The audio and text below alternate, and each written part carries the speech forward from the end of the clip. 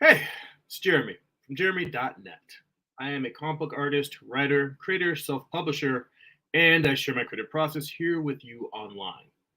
If you'd like to get additional bonus live streams twice a month, get access to an online digital archive where you can read my comic books, if you would like to get access to a Patreon exclusive Discord server where we share works in progress, encouragement, tips on process, feedback, art tools, and more, you can become a Patreon subscriber for as little as $2 a month.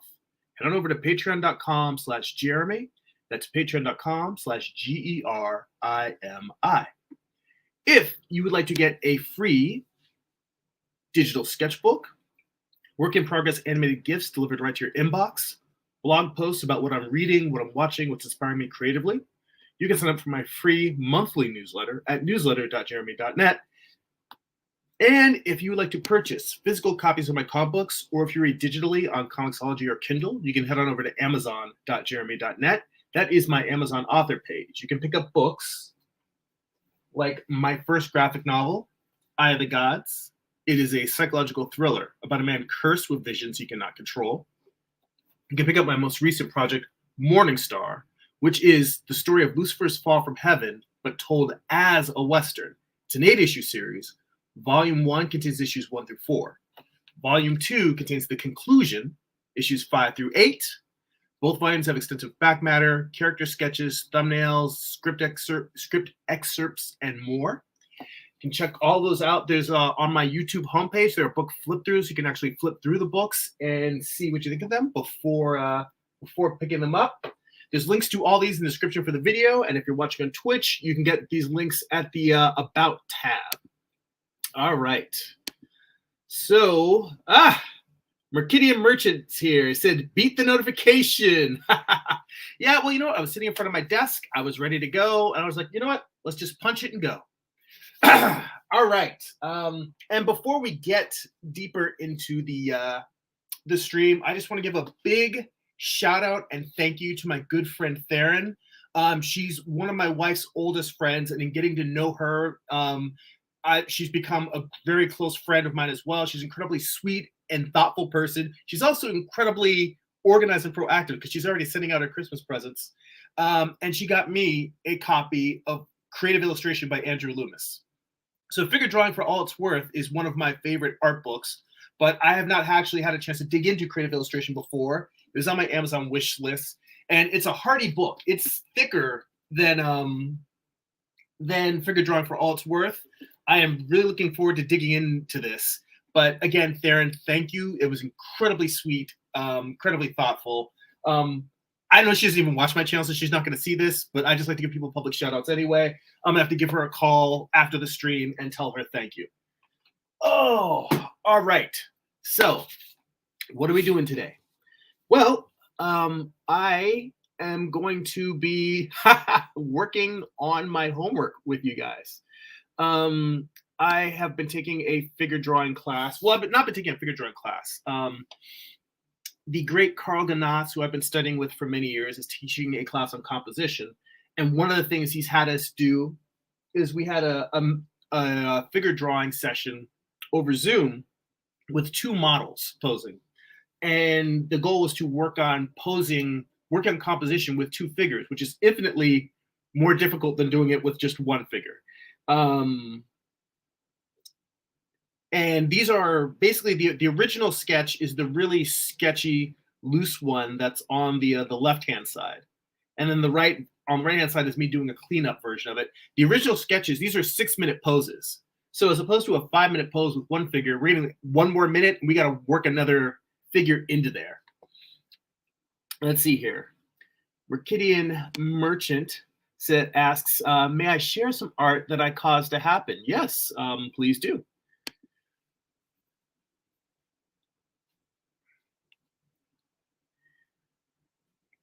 But in terms of what I'm sketching today, so he just wanted to see the sketches we did from class, but with us taking some not creative license or creative liberty with it, but trying to improve the composition based on what we see in the model. So basically, not just because a lot of times when you're figure drawing, you fall into the habit of just tracing what you see. So let's see here. I see the link that Mercadian Merchant posted, and I'm trying to see. All right, let me just I forgot the easiest way to get this link into my browser. So give me a second here. Because what's weird is it doesn't allow me to just directly copy and paste. Actually, here's an idea.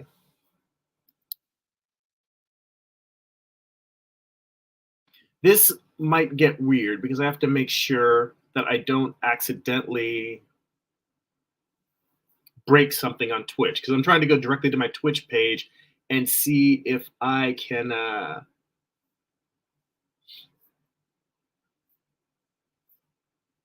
grab the link directly from there.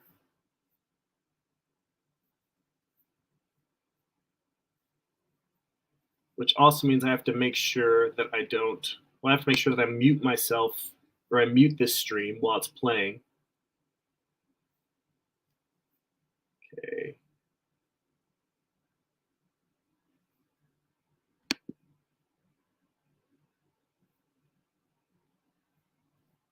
All right, so it is muted. And from here, all right, there we go. Cool. Do you want me to put this on the screen? Are you okay with people seeing this? Mercadian Merchant says credit goes to Sadie Rom. So I guess this is you doing an interpretation of someone else's player character. So it is a goat drinking from a tankard of ale, dressed in kind of a librarian-ish blouse, skirt, and glasses. Very, very charming. That's a really cool piece. So I am curious. Let's see. Jeffrey's in the chat. How you doing, Jeffrey? Thanks for popping in. So I'm working on redrawing some figure drawings from figure drawing class. I was also talking to, we've got a viewer on Twitch that I was talking to. So Mercadian Merchant, I am curious. So what was your role in this piece? If the original is a character, is that just you doing your rendition of their character, or is there more to the story than that?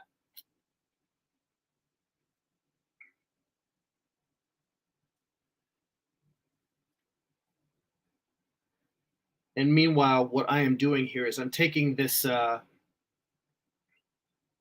was saying already, Jeffrey, that I'm just redrawing some works from a figure drawing class a drawing class I'm currently taking.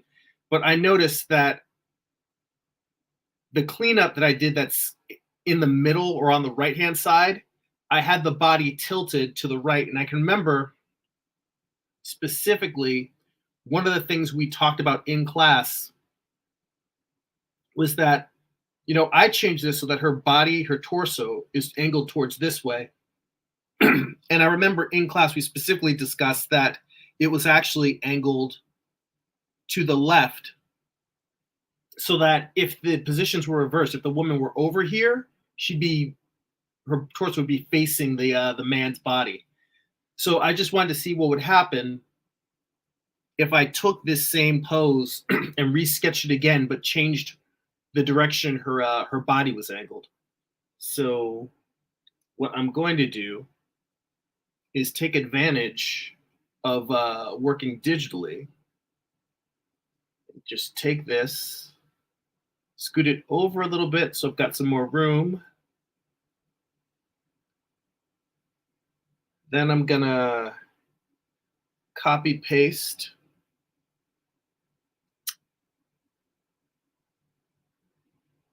Wow, this is tight. Oh, wait, no, I've got more room over here. I was just zoomed in too much. That's better.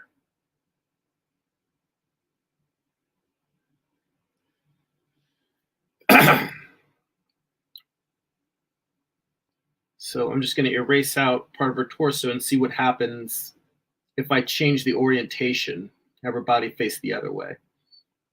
And since I like contrapposto, Let's see here.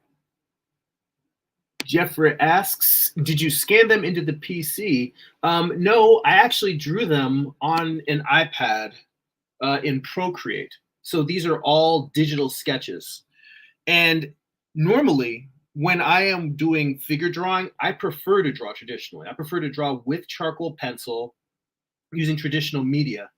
But I've been using the iPad to take notes during class because the particular class I'm taking right now, it's on composition, and there's a lot less of drawing in the class and a lot more of looking at artwork, analyzing it, discussing it.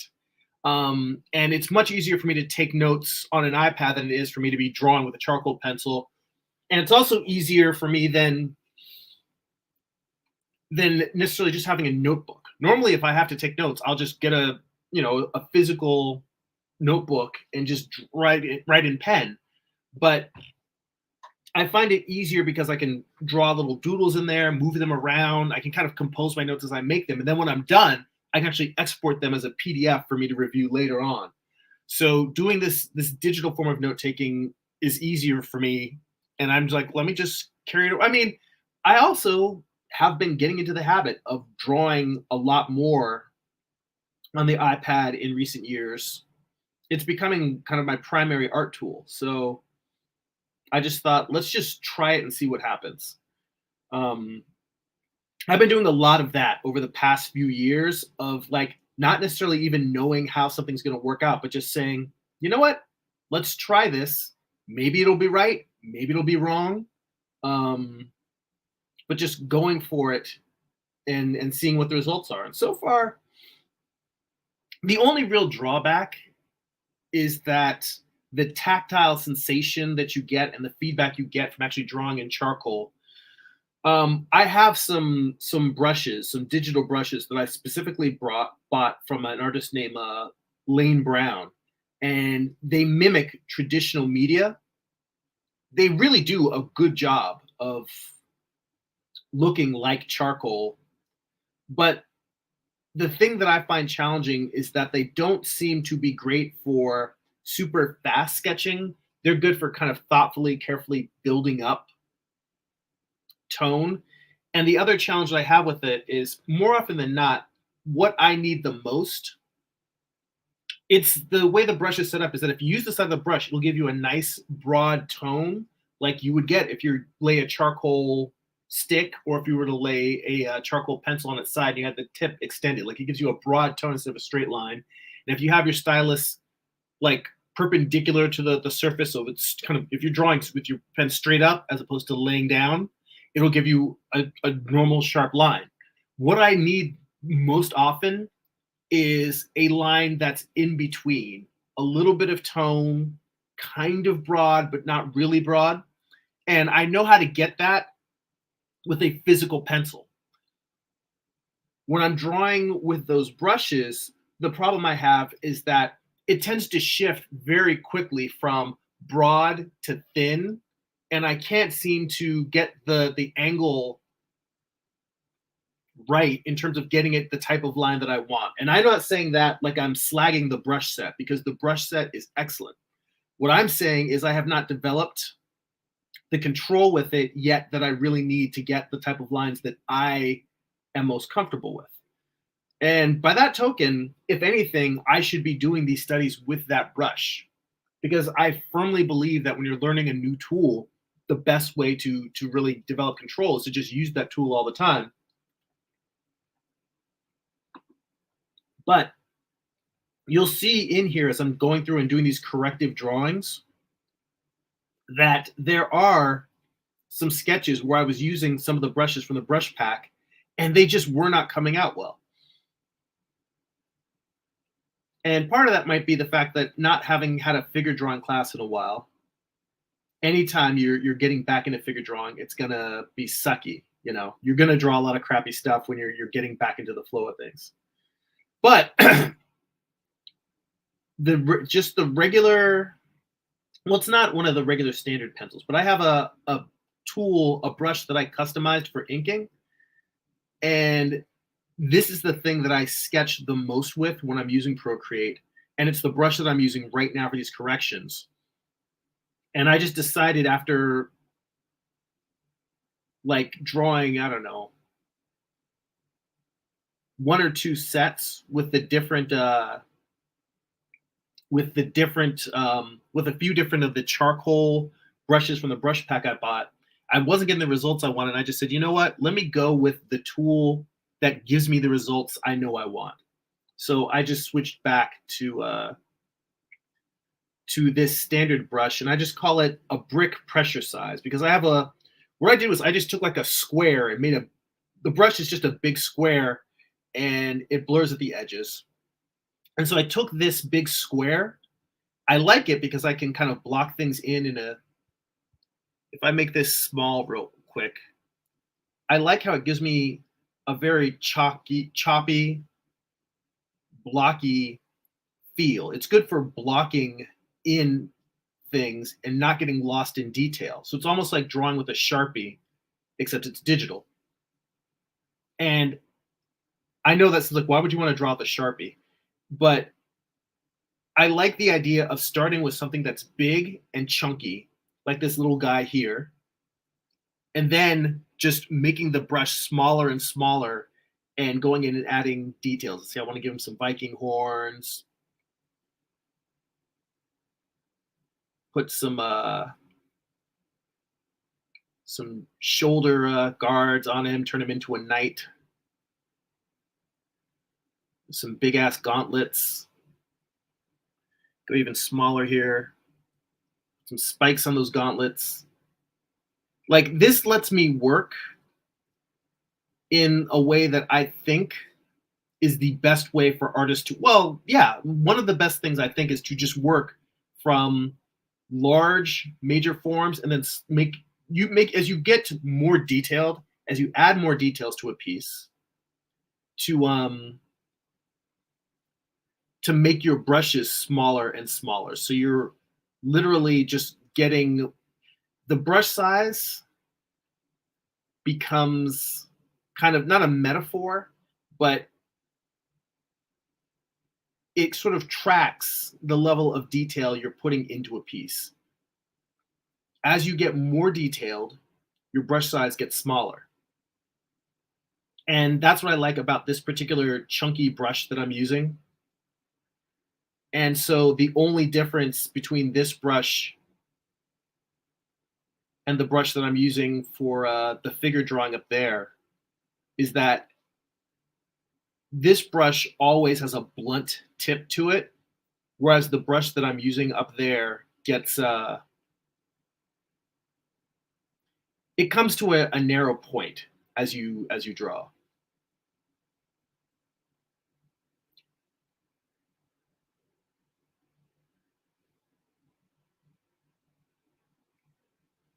But anyway, yeah, this little guy over here isn't even important. That's just me doodling just to show the difference in terms of me using different brushes and what I do and don't enjoy about them. I can just come on. There we go. Erase that guy.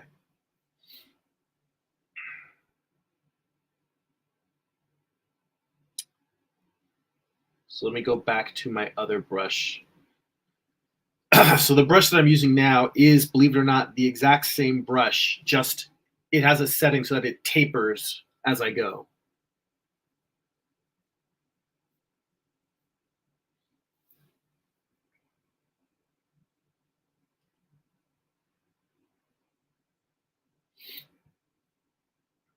And who knows, maybe I should be drawing this without the taper and really just draw everything with the blunt tip.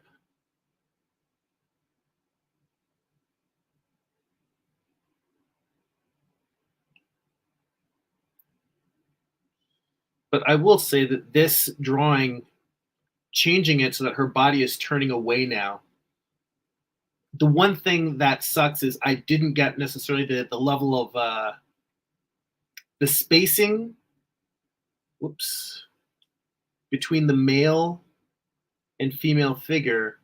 They're actually closer together. They're almost touching, or at least they were in the figure drawing session, and that being close together,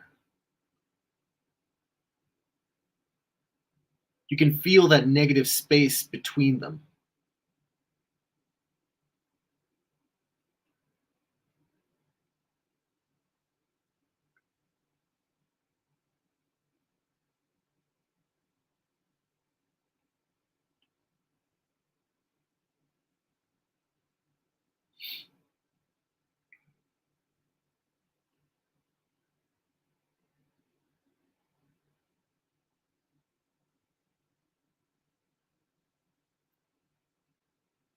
But yeah, I think that does it for that one. So let me turn that off, turn that off.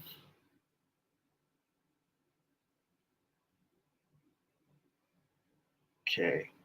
So here's another one. And this is one from that brush pack that I was telling you about.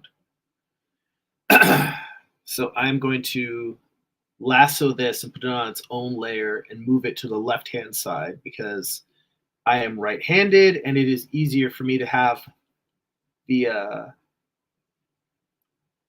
thing that I'm drawing, my reference or whatever I'm looking at. It's easier to have that on the left-hand side of the screen while I'm drawing on the right-hand side. So we put that over there. And now I go back to you know what? Never let it be said that I'm not willing to experiment. Ha ha! My boy 47 is in the chat. How you doing, man? Thanks for popping in. I am going over some figure drawings from a Zoom class last week, and I'm just sort of making corrections. You know, my whole fixing bad figure drawings thing, which I tell people all the time. They think that it's the act of going to a figure drawing class that makes them better. And what I have found is that what really helps me improve is taking the drawings that I did from class and then looking at all of the places where they were wrong, all the things that didn't come out right, all the places where you messed up, and redrawing them. That's really what helps me in terms of improving my craft, is just going back to them, and just saying, all right, this one was, the proportions are wrong. On this one, the anatomy's wonky. And just going through and trying to fix all of these little mistakes in the drawing, trying to get a better sense of all the places where my craft is not as good as it should be. That to me is probably the biggest thing that helps me improve as an artist.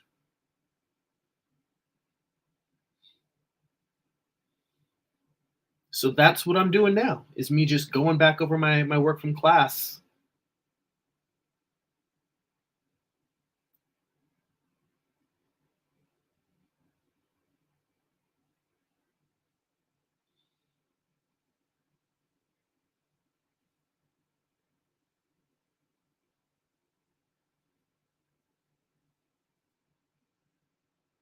You know what? And I will tell you, I decided to try just getting a couple of marks in here.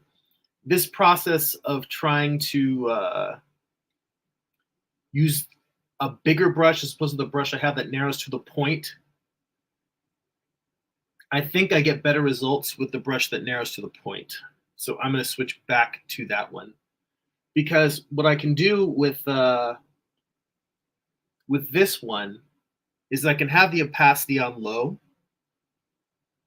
but I can have the brush size large, and then I can either make really tiny little detailed marks, or if I want to block something in, I can put a little more pressure and get a line that's thick like the ones that are on here.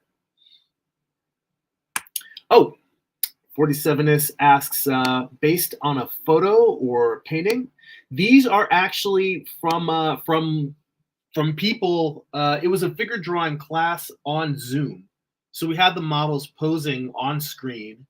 But it wasn't like just looking at a photo because it was a video feed. They were real people. It's more interactive that way, and it's a really good session. I mean, the one thing that sucks is everyone is drawing from the same view because we're not like in a 3D round, but the lighting is consistent. It's better. I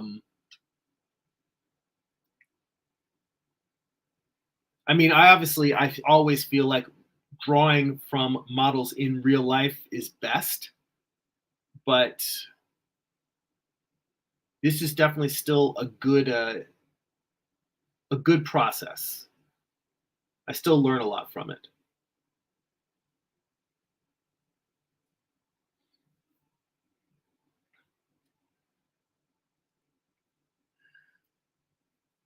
Oh yeah, 47 is says I wondered because it's quite a pose to hold.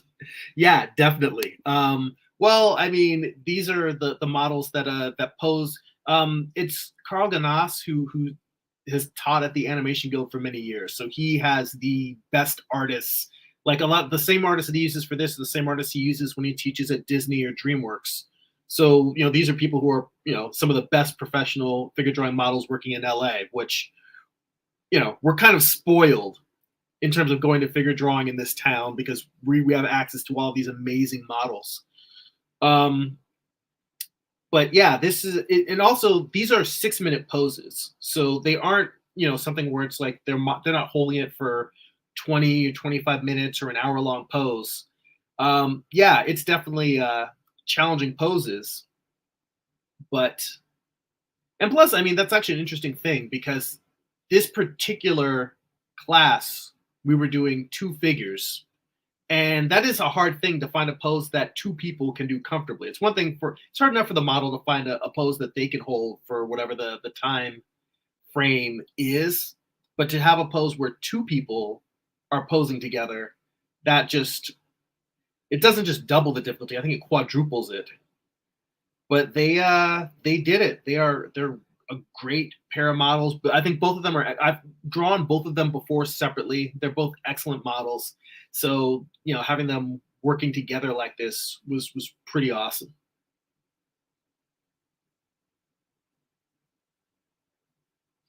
But yeah, there's a lot of times when I'm in figure drawing class over the years. There's times when I've watched a model take a pose, and I'm both in awe of them, and I'm also thinking, I'm like, why are you doing that to yourself? I'm like, I'll see them take a pose, and I know that it might be like not a 2 minute or 5 minute, but it might be like an 8 minute pose or a 10 minute pose, and I'm like, you're going to do that for 10 minutes, and as soon as they get into the pose, I'm like, I immediately feel for them because I'm like, oh my god. But I mean, they're professionals and they pull it off, and it's amazing. Um, yeah, I love drawing from figure models. It's one of the great joys in life.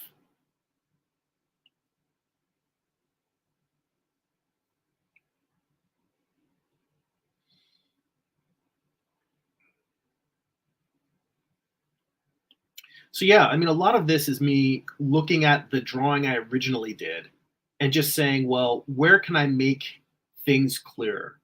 Where are the places where I did not properly express the posture, where I didn't express maybe the volumes? Although volumes, this particular class is not that concerned with good figure drawing per se. It's a class on composition. So if the anatomy is off, that's fine. Now, if the proportion is off, the goal of the class is not to have good proportion, but proportion does definitely affect composition. So I am making an effort to try and get proportion, to get the figures into proportion with each other.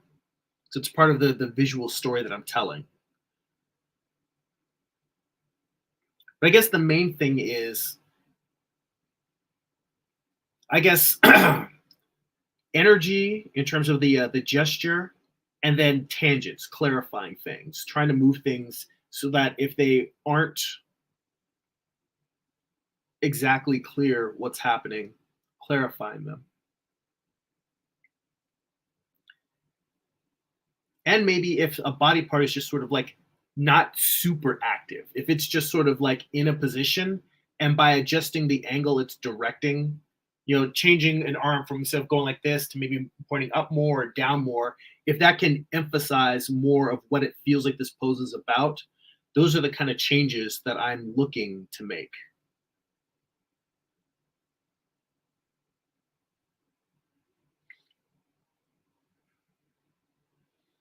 Now, the other thing that I see is I realized that I started making the man's head higher than the woman's.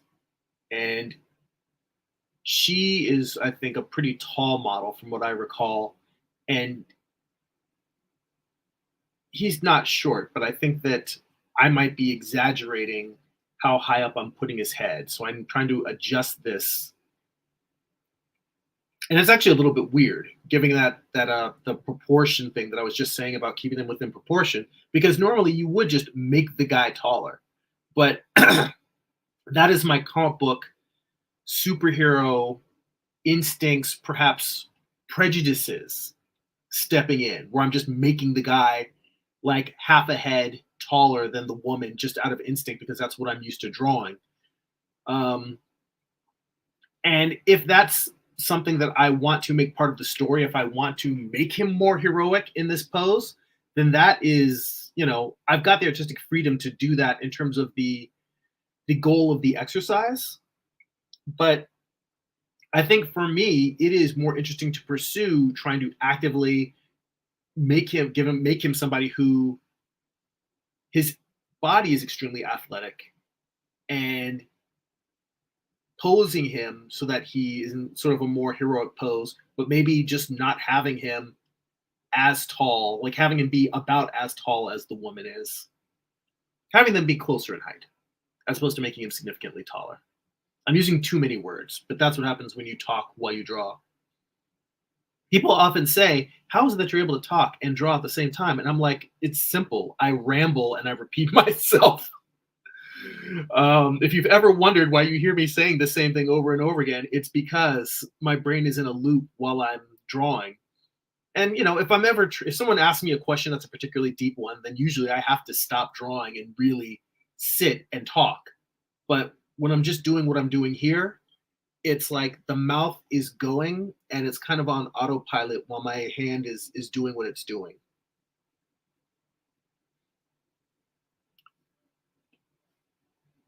And in fact, a lot of times, I mean, that's how I'm able to describe what's happening on the page, is because one of the things that really helps me with drawing and talking at the same time is really thinking in words, what am I trying to do? Like how right now I'm trying to sculpt this the calf and the lower leg, and I'm trying to make them blocky, but at the same time give it a little bit of like, my figures I don't think are as curvy and rounded as the human figures should be. I lean too much into kind of a blocky Mike Mignola type structure. But I feel like if I don't do that, I get characters that are wonky and wobbly, kind of like a Steamboat Willie, like the old Mickey Mouse with the rubber hose arms. Like if I don't make my characters blocky, they tend to feel like that. So hence my characters are blockier. I find it easier to make something blocky and round it in than I do making something feel very organic and then firming it up.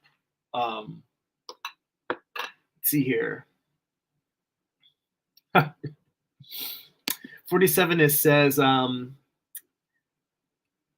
yeah, he says, I had a teacher ask ask their model that, and the model said, was like, I don't know, and just held it. The whole thing of just like taking a pose and like, what are you doing? How are you holding that? Yeah, they're I mean, that's why they are professional models. They have they have a skill and a gift that others don't have. And more importantly, I'd say that they have a passion for it, because like the same thing is, what I'm doing here, working on my craft. It's less about me having talent at drawing and more at me having a passion for learning to get better. So I'd say the same is probably true with figure models, that they really enjoy it even though it's hard, and they just keep working at it. Um, 47 is also asks, have you ever done figure drawing and intentionally done them in like cartoon proportions? I have done it, but not for many, many, many years.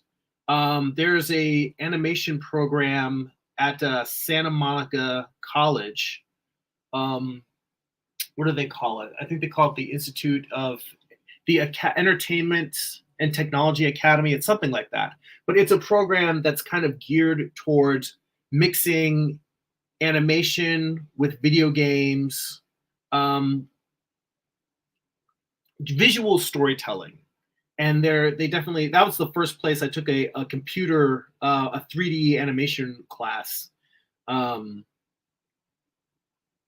but it was, I don't know, because I haven't been there in a long, long time. It was something I did after finishing college when I realized I needed additional education in the arts, and it was a really good class. It was a really good program. They I was probably doing more animation related stuff then, whereas now I've been so focused solely on improving my skills so I can make better comics. But I have not done it in a long time, trying to draw cartoony. And I probably should. It's just that because my own personal work isn't particularly cartoony, I don't really lean into that. But I think that there's definitely a lot to be learned from a cartoony artist working realistically every once in a while and a realistic artist working cartoony. And that's the problem. I'm not a realistic artist either. I'm an illustrative artist. My work is neither photorealistic nor is it really cartoony. It's illustrative, meaning I'm sort of creating a stylized, that's the way I would describe it. My work is stylized. So it's not cartoony, it's not realistic either. It's stylized. But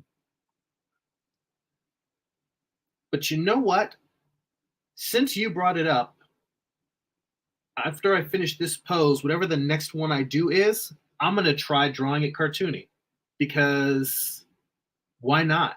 We're here, we're hanging out. Let's have some fun. Let's do some wacky stuff. Let's do some wacky shit. Let's get crazy. Let's break some stuff.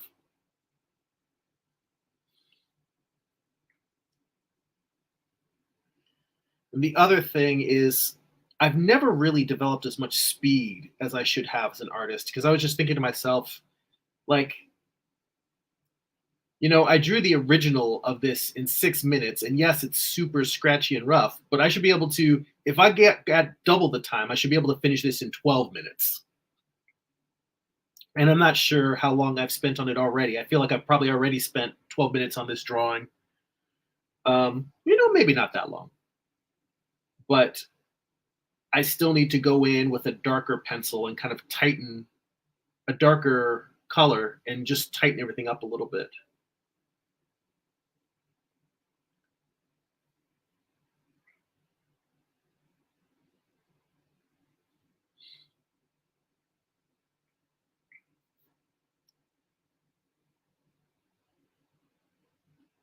Just making little shifts and changes around these body parts. Thank you for the encouragement, 47s.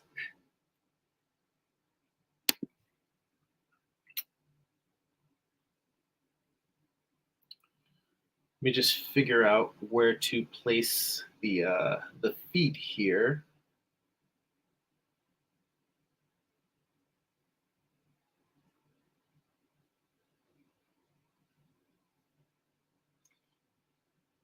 What's weird is the way that I'm working. It's almost like I spend it's kind of similar to how I work when I'm doing my comics, in that I'm spending a lot of time on the underdrawing, getting the angles the way I want, getting the working on the whatever anatomy I am actually bothering to fix, trying to get that right, working on proportions, and then when the time comes to switch to, I guess, inking, it all happens very quickly, and it's just like knock out the silhouette and jump right into like just defining the final figure.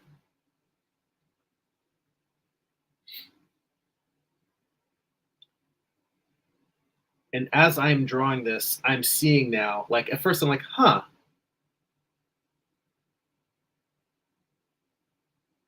their bodies are too close together. But I realized that what I should have done was taken the man's leg and drop his knee. I pushed his knee back too much to the right. I'm drawing super light, so I don't know how much you guys can see that. But yeah, his knee is too much to the right, and it should be straight down more, then back, and then you get the foot. And now you get that space in between them. And this is an odd balancing act because the goal is not for me to draw exactly what the models were doing. In fact, the whole point of this exercise is to move and change things to improve the composition. So I might have liked that feel that his leg has by being back further, but then what happens is that leg is interfering with the woman's pose. And the whole point of this exercise, the real point, is not just changing and moving and sculpting it to improve the composition. It's to be aware of both of the body parts, both the male and the female body parts, and to learn how to compose them as a single unit.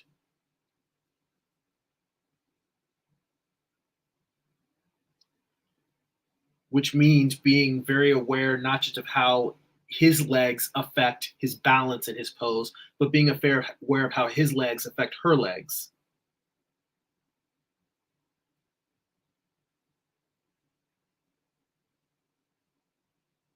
And it is a great exercise. I mean, to be honest, I'm kind of bummed out that it's just this one session that we're doing two figures together, because doing studies of two people posing together it's a great mental workout. I can feel how much it's showing places where my knowledge is not as full as I would like it to be, and how it's forcing me to go beyond, to push, to reach, to try and like I can literally see myself trying to improve my craft in that way that we always say, well, I want to be better. I want to be better. How do I get better? I'm looking at places where my drawings are not as good as I'd like to be and saying, okay, let me experiment with this. Let me try doing this in a different way. Oh, this didn't work. Let me try it another way. Like I can literally feel myself pushing up against the limits of my talent, but not in a frustrating way like, oh, I suck. I can't get it right. It's like being at the edge of the universe and you can feel something beyond and you're pushing. And as you push, you can feel your fingers starting to bleed through that border. And you feel that it's not a border of stone. You feel that it's porous. And if you can keep pushing, you can move through that border. Or you can expand that border so that the boundaries between what you are currently capable of and what you want to be capable of becomes larger. That's what it feels like. And yeah, I'm getting real woo-woo on this, but there is a woo-woo aspect to making art. I mean, yeah, art illustration as itself is a business, and you're trying to work as quick as possible, and you're using almost like a plumber, you're using your particular set of skills to provide a service for someone. But when we're talking about art with a capital A, there's something that weird that happens. And woo-woo is the only way I can express it, you know? mystical. And I think that inner transformation, let me put it this way, making art itself is a physical thing. Transforming your inner transformation, that as a concept, is a mystical thing. And that's what you kind of have to do to get better as an artist.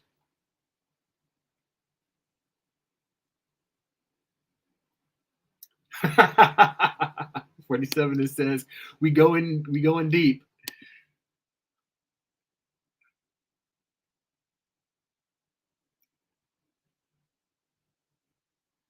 Well, I like the woo woo.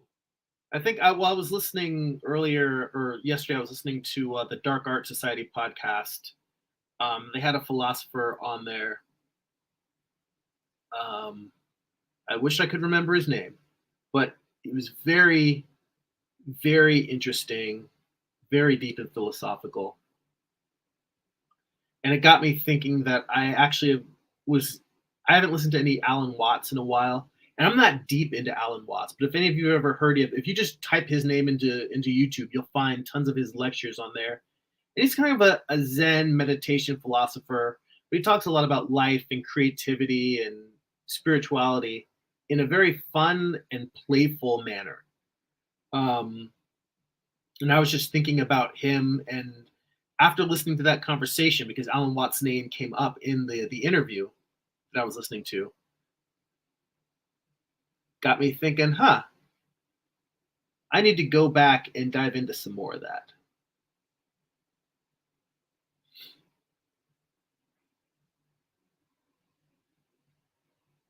So let's see here.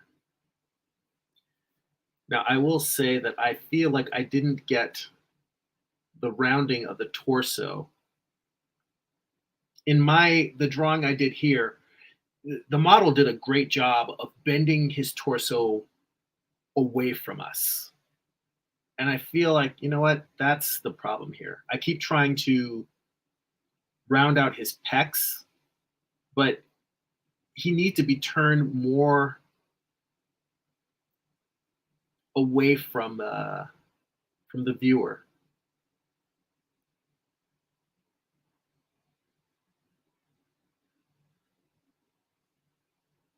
Right. And I probably need to bring this brush size in a little bit.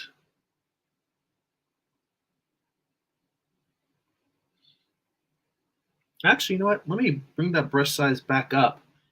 Um, I've been trying to also train myself to keep a light hand digitally.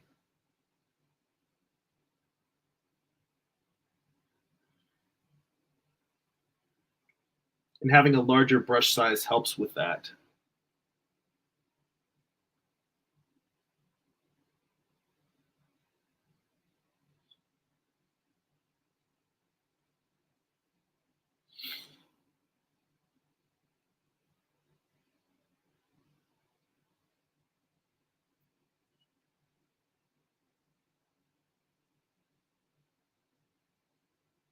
So let's see here.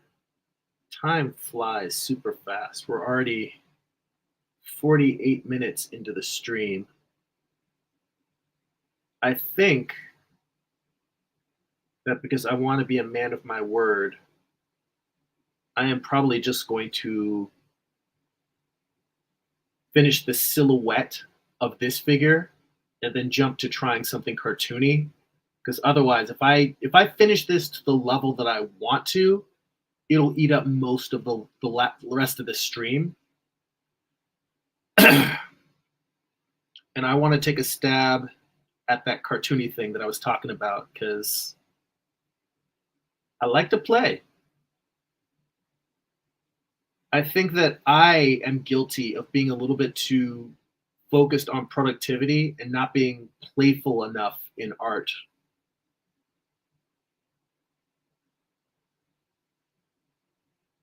And I think art should be playful.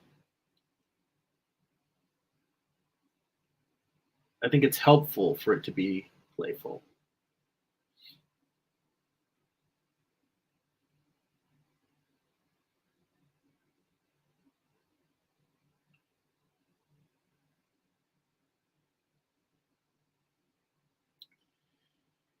The other thing I will tell you is I'm definitely noticing that between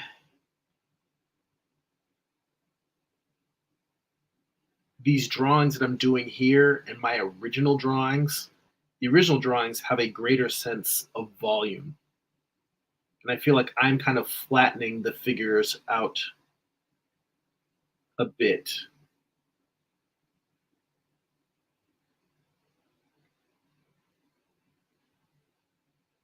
That they feel a little bit more two-dimensional as opposed to three-dimensional. My original sketches, that's the weirdest thing. The original sketches are rougher, but they feel like they're moving more forward and backwards in space than my original drawings. And it might just be because there's more tone in them. That's the one thing that brush really, not one thing, but the big positive of that brush is that it can very easily slip between line and tone, and that tonal area can give you a rounded sense of an object, and giving something a rounded sense gives it a sense of moving forward and backward. Let's see here. Amar's in the chat. Says, sup, Jeremy, catching the tail end of the stream. And he says, I noticed they added the thumbs down button back. He says, I thought they removed it because of how it was affecting people mentally. I actually had never even noticed that that thumbs down buttons had been removed. I mean, part of that is that I don't pay attention to a lot of the I try not to pay attention to YouTube drama. I try to pay attention to internet drama. So if there's a big change on a platform, unless someone points it out to me, I probably don't even notice. Who knows? Maybe people were tripping. But I am going through my homework. Well, I'm going through work that I did from a figure drawing class that I took this week, and I'm just doing corrections. But I've been talking a lot about how I'm tweaking and adjusting them, because that's kind of the homework assignment for the class, is to not just, do the drawings, but to try and adjust and correct them to improve the composition. But now what I'm going to do is this drawing is not as done as I would like it to be, but I'm going to move away and pick one, and I'm going to try and exaggerate it, cartoon do some cartoony drawing. So let me go back here. That's one that I already was doing corrections on. Let's see here, that's one. I think I may have gotten back to all of the drawings that I've done. Yeah, at this point I've redrawn all the drawings from class. So let me maybe go back to one of the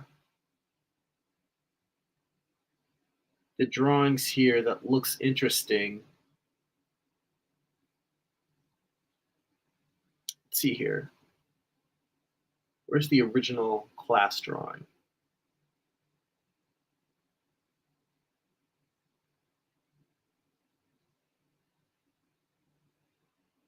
Maybe this one.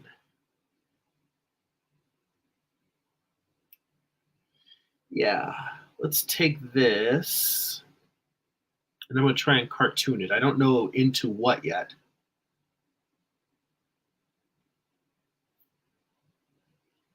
Let's copy paste.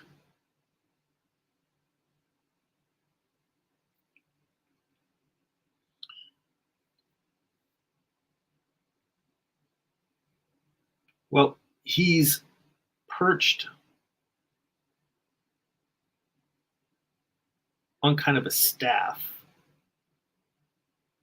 So if I were going to really cartoon this guy, let's say I might need a little bit of room. Move him over to the side here.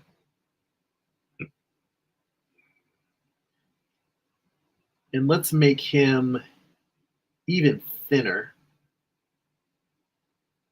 We give him kind of a bulbous head.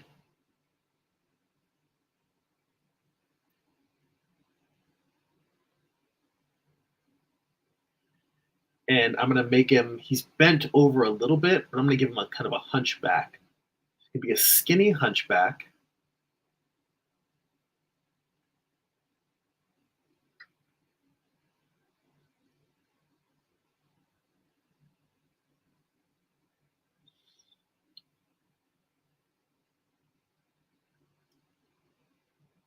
Some big old cartoony hands. In comparison to the spindly arms.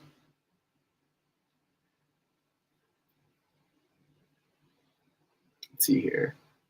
47, it says, I think it's just the thumbs down count is hidden. It's just not that I thumbs down anything. I can probably look in my video archive and see if they actually show. You know what? I think I remember that, and I think the thumbs down might be. Well, I didn't know that they had removed it, but I think it might be one of those things where it's under the 3 dots, where you've got like your share, your thumbs up, your those other buttons, make a clip, and I think maybe the thumbs down might be something you have to actively choose to. You have to seek it out, is what I think it is. Let's see here. Amar says, I did a few sketches this week. One caricature of Puffy. I saw that. That was dope. In fact, if that's on your YouTube channel, people should check that out. Art, just search for art by Amar B on YouTube. You'll find it. Amar has a great channel as well. Shares tons of knowledge about art and process as well. Let's see here. You did a caricature of Puffy, which I saw, drawing a Wolverine. He says, also been working on figuring out these backgrounds for an anime I'm working on. Says, I'm about 3 weeks behind that. Well, you know what? You're ahead of me because I'm about a year and a half behind starting to draw my new comic book series. Let's see here. He says, I suppose I'm supposed to be starting scripting for that next month. Yeah, back to the thumbs down. Amar says it was removed at one point. Now it's visible again. Amar says he didn't stream the Puffy sketch. He says I'll get back to it once I get my internet figured out. I hope that all gets sorted soon. Yeah. Oh, so part of this whole thing came out as Amar 47 had asked if I ever did any cartoony, like. And that's a next. I've seen. There's definitely figure drawing classes. Like there's instructors like Steven Silver or Mark McDonald. Mark McDonald is really the one that I'm thinking of. He specifically has a class on it's. I don't think it's a caricature class, but it's like a gesture drawing. But it's really geared to make characters for animation. So you're really not just drawing the figure, but you're designing characters. You're cartooning is what it is. It's a class that's more of a cartooning class. And I have not taken any classes with him yet, but everyone I know who has taken classes speaks very, very highly of him, and I look forward to taking a class with him at some point. I'm not sure when the Animation Guild is going to start having in-person classes again, but I do want to take a class with him just because. All of that is tangent to say 47ist asked if I ever turned my figure drawings into cartoony characters, which, I mean, if you guys have been watching me for years, you know that cartoony isn't necessarily my thing, but I said, hey, I'm going to try it. So I'm making this guy into a hunchback, and I want to make the woman that's perched behind him kind of a witch, but I want to make her a little bit larger, more plus size, because I like the idea of her balancing on her tiptoes, but being like a larger form balanced on a little point. There's something about that I find intriguing.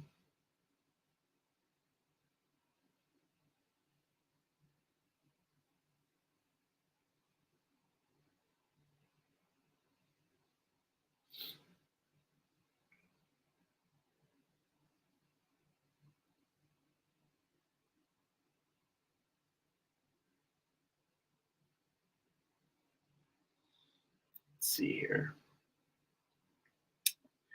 Yeah, 47ist says it's fun to play a contrast. Yes, it is. You know, skinny shapes versus rounded forms.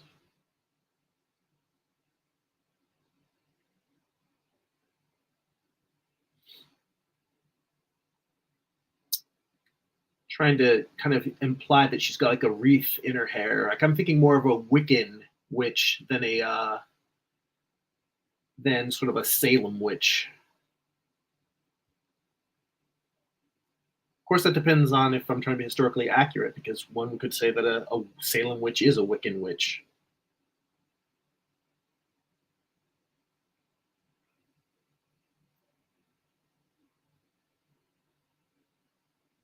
I guess I'm going for Hunchback and Earth Mother.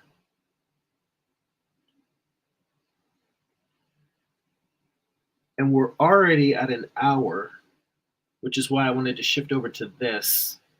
I'm going to just go through and try to tighten this up a little bit before we wrap up here. So if anybody has any final questions, feel free to ask. I'm just going to draw for another 5 minutes or 10 minutes, however long it takes for me to wrap this up.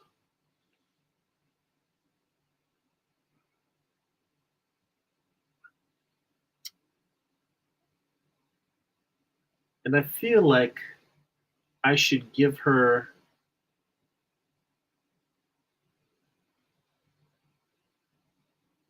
in her other hand, I feel like she should have some sort of wand, but that's playing too much into the whole Harry Potter-ish traditional witch. But I'm not sure what Wiccans actually use as a not a well, maybe a totem.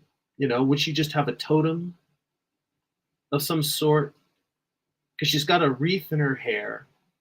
I don't know if it would be like maybe a pouch of herbs, but I wanted to give her something that would be some sort of, I mean, honestly, it could be a sacrificial dagger, but I don't know if I want to. I want to emphasize more of that peaceful Earth Mother vibe. And that's not necessarily saying that a sacrificial dagger would be contrary to that, but I'm wondering what a Wiccan would have instead of a magic wand. I do not know enough about Wiccan beliefs to have something in my mind. Maybe that's something I should study. Maybe watch a few documentaries about Wicca. I mean, it'd be a nice thing just to have on in the background because I like learning about different things. It's not even a matter of studying it because I'm trying to convert. It's more of just educating myself in an anthropological sense. I think that to be a good artist, I think you have to be a bit of an anthropologist because you have to say, if I'm going to depict things that aren't of my world, of my sphere of knowledge, then I have to go out and study other cultures, study other people, study the way that they live, the way that they think, the things they hold dear. Yeah, I think that that's kind of part and parcel of being a creative, is having that curiosity of others and wanting to learn. And just doing this piece has me questioning it. Doing this simple sketch, just the exercise of saying, "Hey, make some cartoony characters," has made me say, "Wow, I don't know anything about Wiccans," and it makes me want to study them. Who knows? That might be my next thing. I might finish the Medusa piece and then just start doing like my series of Medusa pieces, which Medusa could also be considered a Wiccan figure as well, but I can finish all my Medusa pieces and then start going deep into doing Wiccan iconography, which I know that there's a very large following, and there's people who do artwork and do very well selling artwork that is of, by, and for Wiccans. But I've never wanted to tap into that specifically because it would be disingenuous. It would be me trying to hop onto a bandwagon just because I know there's an audience for it.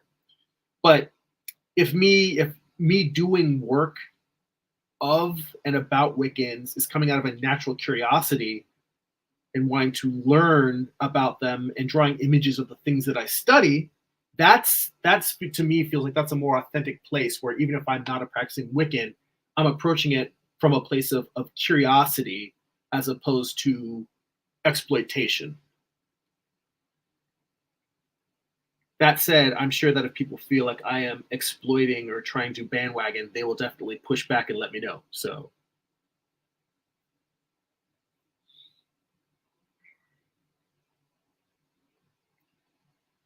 all right, let me switch to a darker color and just get in here and let's see here. I'm going to start his staff.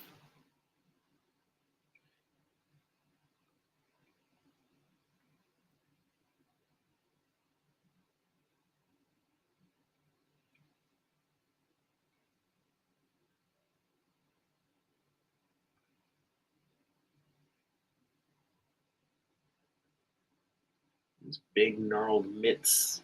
Now, let me start with this hand.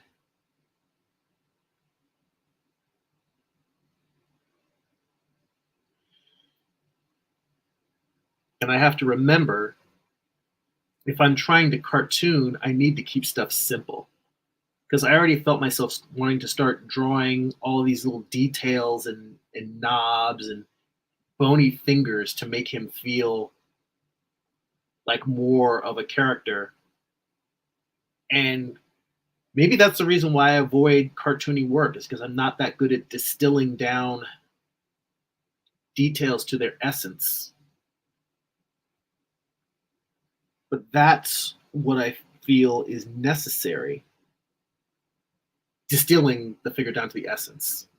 And I have to keep reminding myself, stick to the basics. I'm going to give him one eye peeking out underneath his hair.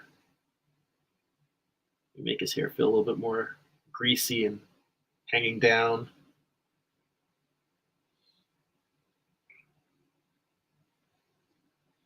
Let's see here. Rick Mertens in the chat says, according to Wiccan Living, wands are in. All right, well, cool. Then she rolls with a wand. And thank you, by the way, Rick, for tossing that in there. I'm actually going to check that website out. That might be a good starting point for me looking up some reference.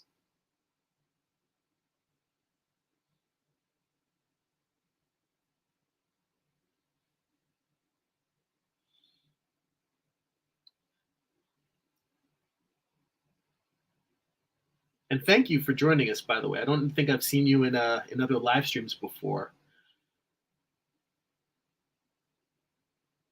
I'm just going through here and doing some studies based on drawings from a recent figure drawing class.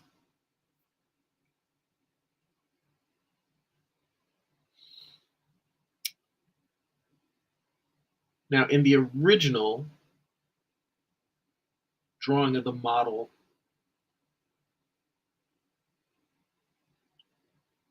the man's elbow was moved in more, sort of in line with the staff. But I feel like that is not compositionally. I don't feel like it reads as well with this cartoony version.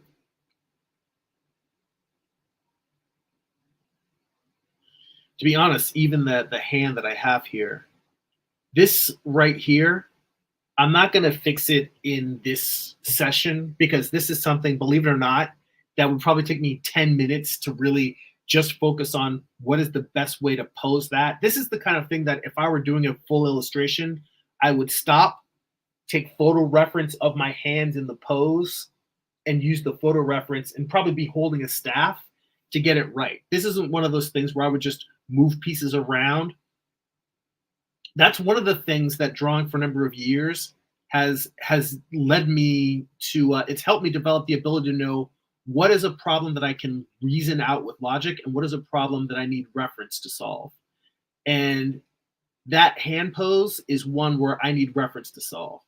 And that is not to say that you watching would need reference to solve it. You might be able to solve it just by looking around and figuring it out, reasoning it out. But I know how my brain works, and for me, the solution would lie in would lay in reference. Whenever I'm drawing and something is just not coming together, I can pretty much look and say, all right, this is something where I just need a real life thing to look at while I'm drawing. And I just realized I need to give this guy some pants.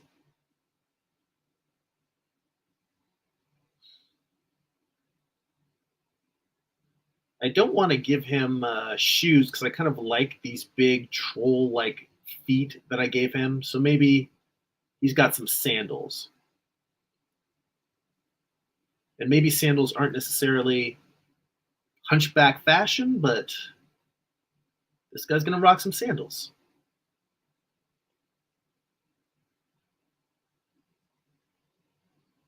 You know what? Instead, let's just, well, no. Let's just say he's got, I don't know, some pants that end mid calf.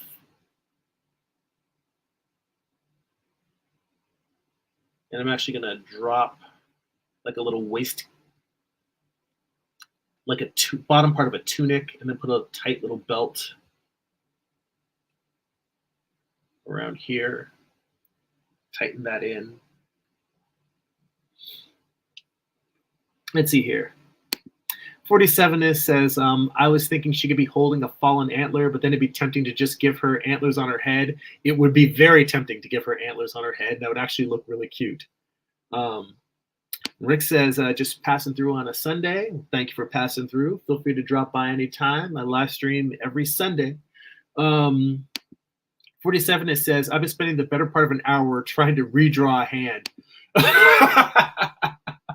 Dude, okay, this is I have like a mental alarm bell in my head. If I draw and erase something more than if I get to the third time, then my alarm goes off. My brain says, get reference. That's just, and I've learned that the longer I wait before going to get reference, the more frustrated I end up. Just go take a photo of yourself, or find a photo of the hand in the pose that you need. You will be so much happier that you did that as opposed to trying to tough it out on the page. That's not a battle that's worth toughing it out.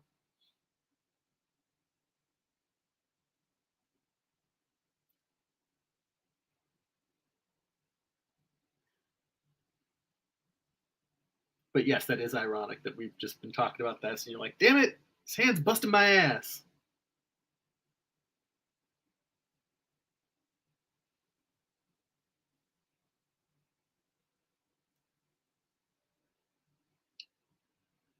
All right, I'm really taking a long time with this. Let me just get her on her little tippy toes.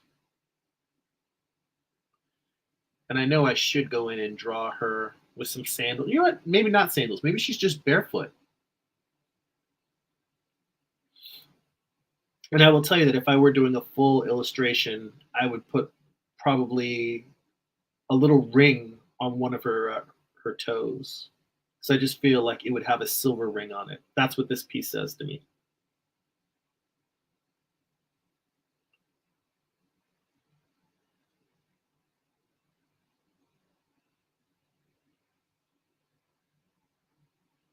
And I really shouldn't be sitting here wasting time drawing details on the tree stump, but that's what makes it feel like a stump.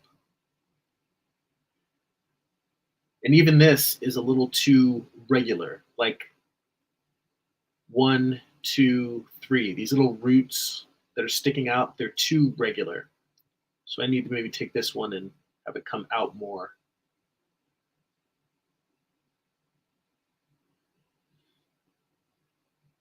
All right, let me get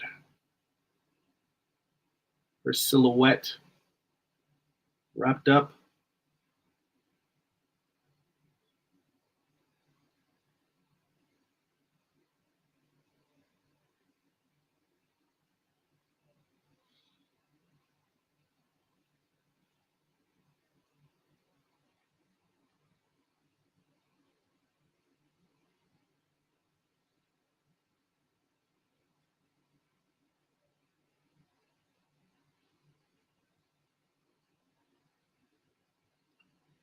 You know what? I was changing this where I was making this sort of open above her breasts, and I think instead what I'm going to do is make this come up.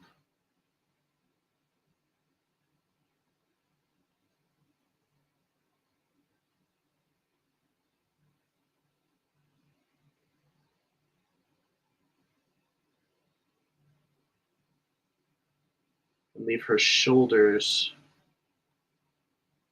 open.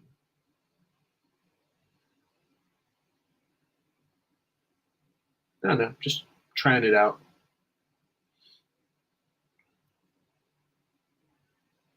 I feel like there'd be a little band underneath here going around her torso.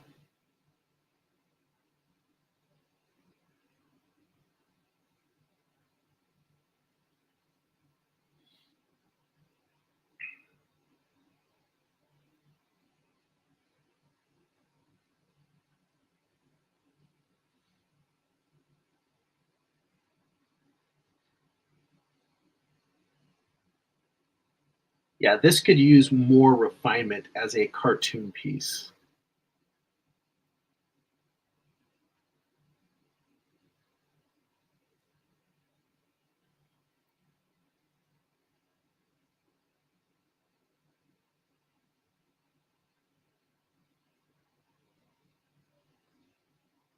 Give her some flowers in her hair.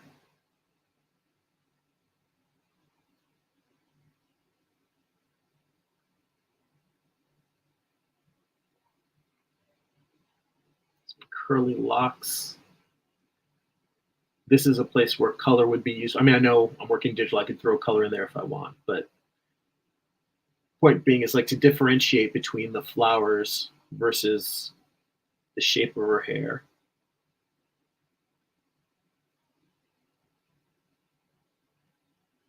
But that'll work.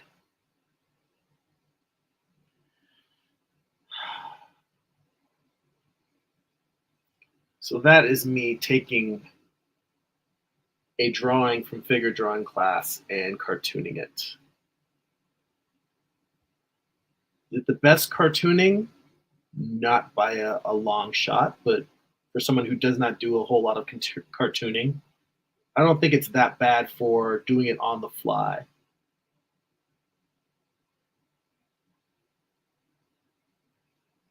Particularly because the pose itself is kind of a challenging pose, and these two figures overlapping and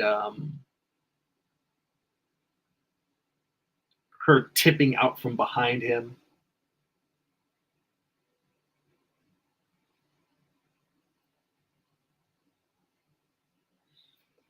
Yeah, let's see here. Amar says faster way to draw cartoon characters like drawing a gesture. Keep it loose and fast, and you'll knock them out pretty fast. Yeah, I mean there was a loose gesture underneath all of this, and then I sort of like just drew to kind of solidify it underneath. I mean, yeah, I probably could have kept this even looser, sort of like Milt Call, like his kind of drawings, or damn it, what's the name of the guy that does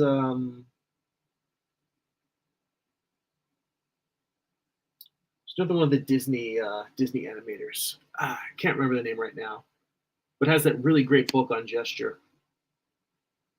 Um, see, 47 says Hunchback looking dude is neat.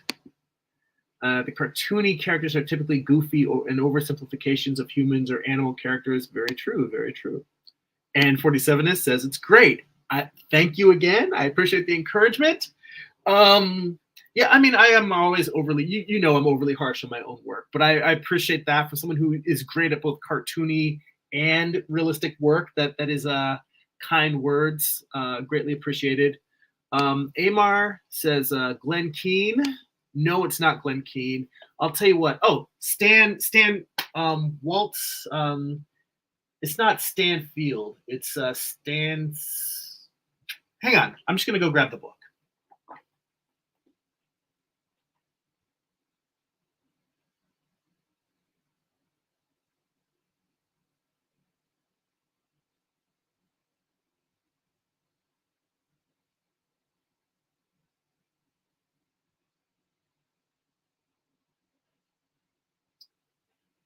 All right, I'm back.